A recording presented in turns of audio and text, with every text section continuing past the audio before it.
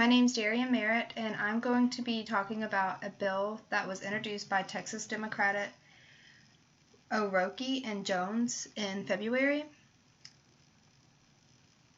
The purpose of H.R. 1064 is to authorize an individual who is transitioning from active duty to civilian, who is receiving treatment by the Secretary of Defense, furnished by the Secretary of Veteran Affairs, to continue to receive treatment from the individual's mental health care provider of the Department of Defense and for other purposes. Basically, a short summary of what that means is, say, for example, that you have a service member who has been receiving mental health treatment while he's been in service. He gets out. This bill is formulating that he can still see that same provider that he's been seeing the entire time he's been in service, versus having to get a new provider, a civilian provider. It would help cut down a lot of moving around for the service member. We're going to get into a little bit as to why that's so vital. Back to the introduction, this bill also states that there will be the same level of respect given to the veteran as the active duty service member. So, for example, say this veteran is going to continue to seek treatment at his military mental health care provider. He's still going to get that same level of respect as an active duty service member. Now, why should you support this? For one, it's consistent treatment. It's preventing the service member from going to see different doctors once he gets out. He can still see the same one that knows everything about him. And he doesn't have to keep retelling a story. It's going to be less aggravating for him. Now, this is, of course, if the service member gets out and decides to live in the same area as his mental health care provider's office. It's a prevention of loss of medical records.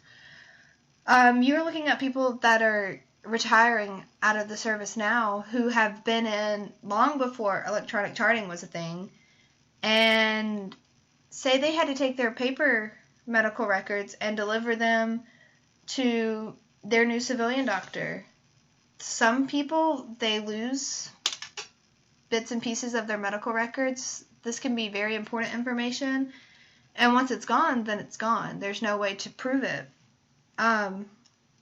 Another thing is, back in 1973, the National Archives in St. Louis caught on fire. That place held thousands of former service members, their medical records, and they were destroyed. That's not something that occurs all the time, but it did happen. This could prevent that from happening, because in the bill it states that the medical records of the covered individual shall be kept at the military facility, and a copy must be sent to the Department of Veteran Affairs. Now, does this cause some problems? Absolutely, it does a little bit. Say, for example, that you have a doctor who has a maximum caseload of 40 patients. Now, say that all 40 patients decide that they're going to get out of the service, but all 40 patients want to continue seeking care from this doctor. That means that doctor can no longer take any more patients. That means that the military facility will have to hire a new doctor. That's not always feasible with budgeting and stuff. So yeah, it does cause a little bit of problems, but is that realistic? Are all 40 service members going to decide to stay in the area? Absolutely not. But that is a small problem that happens.